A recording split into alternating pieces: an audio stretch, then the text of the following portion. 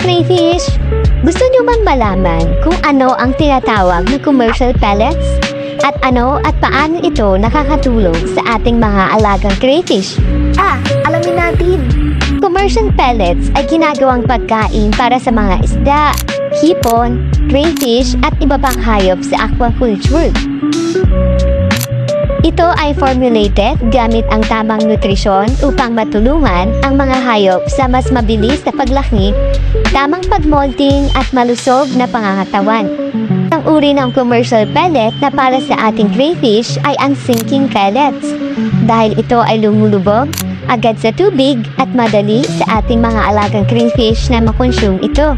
Ang commercial pellets ay may halo na protina, carbohydrates, taba, bitamina at mineral upang gayahin ang natural na pagkain ng mga aquatic animals.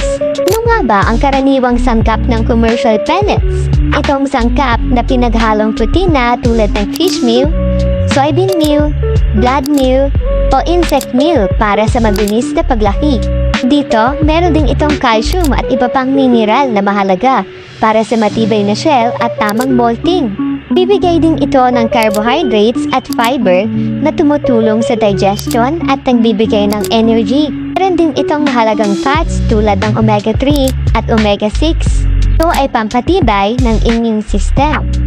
At meron itong mga bitamina tulad ng vitamin A, vitamin D, vitamin E, vitamin C at B complex na tumutulong pampalakas ng katawan laban sa sakit at stress ng ating mga alagang crayfish.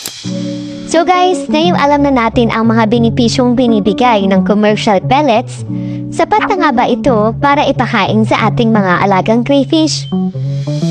Maraming binibigay na bitamina ang commercial pellets, ngunit huwag nating iasa sa lahat sa pellets. Dapat din tayo magbigay ng natural supplementary foods tulad ng crushed eggshells at oyster shells. Ito ay nakakatulong para mas papaboost ang kanilang calcium para sa mas patibay na shells o ang kanilang exoskeletons. Pwede nating isabay ang pagpapakain ng dilis para madagdagan ang natural na protina. Pwede din ang buhay o tuyong insekto tulad ng mealworms, crickets, black soldier fly larvae para sa natural sa kanilang diet, kuhol para sa kanilang natural food source para sa puti at calcium. Kaya ba mahalaga ang commercial pellets sa ating crayfish farming? Ito ay tumutulong para mas mapabilis ang paglaki at pagmolting ng ating mga alaga. At ito ay madaling itabi at ipakain sa ating crayfish at mas matagal ang shelf life kumpara sa sariwang pagkain.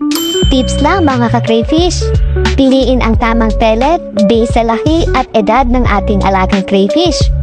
At magbigay ng tamang sapat na pellets base sa kanilang laki. Dahil healthy crayfish, better harvest. Huwag kalimutang alagaan ang tubig, piliin ang tamang pagkain, at obserbahan ang kanilang paglaki. Yun lang! Follow us and subscribe for more crayfish care videos. Thank you for watching!